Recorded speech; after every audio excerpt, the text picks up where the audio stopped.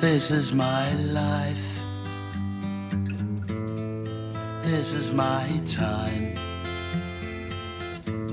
Just show me the lights and I go there.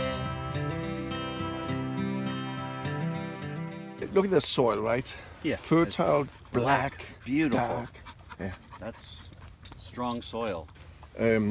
These guys, fava beans. You see the peas here? Yeah, I have a picture from when we are in the middle of harvest. It's the funniest thing.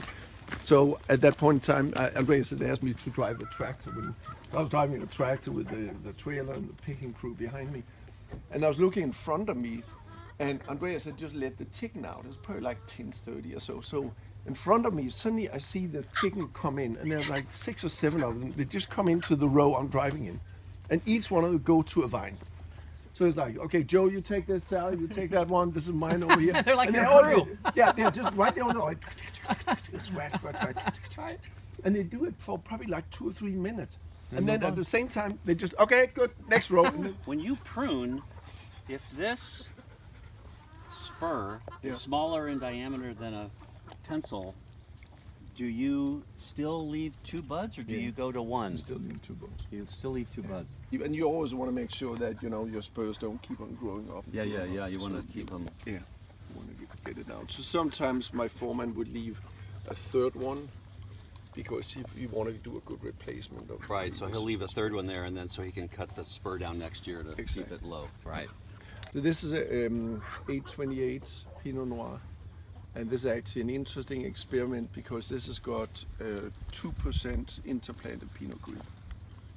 So 1 out of 50 plants is Pinot Gris for co-pigmentation during fermentation.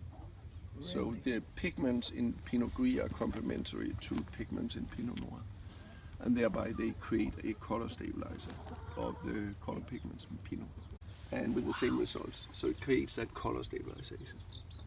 And that's what we see out of this stuff is that we get some very dark Pinot Noir out of this. And what's really cool is when we pick them, sometimes we will find clusters that are on same cluster. On one side it's like a white grape, and the other side it's a black grape. Interesting. And it's not like I've seen it once. We see it pretty much every year. We see it not in this section, but we see it more with our 667, 777. That you have the same cluster, 2 different colors. Yeah, I got self-pollinating. Yeah, I got pictures of it. It's just fascinating. Yeah. So every 50 vines, Pinot Gris. Yeah. So in these rows here, there's every second row has got 2 vines, and every second row has got 1 vine. We do some work together with a producer in Burgundy.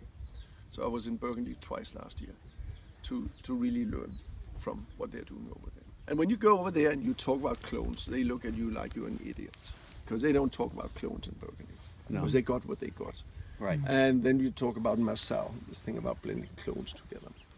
So what I started doing a little bit of in 13 and did quite a bit in 14 is to do co-fermentation of clones.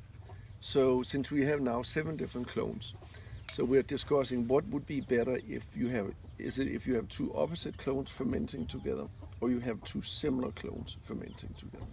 Pommard 4, which is a lighter, more feminine clone, and a 7.7, which is a big muscular clone, let them ferment together. And also where we had 6.67 and 8.28 ferment together, and they're much more similar. So don't know the outcome yet because it's in the barrels.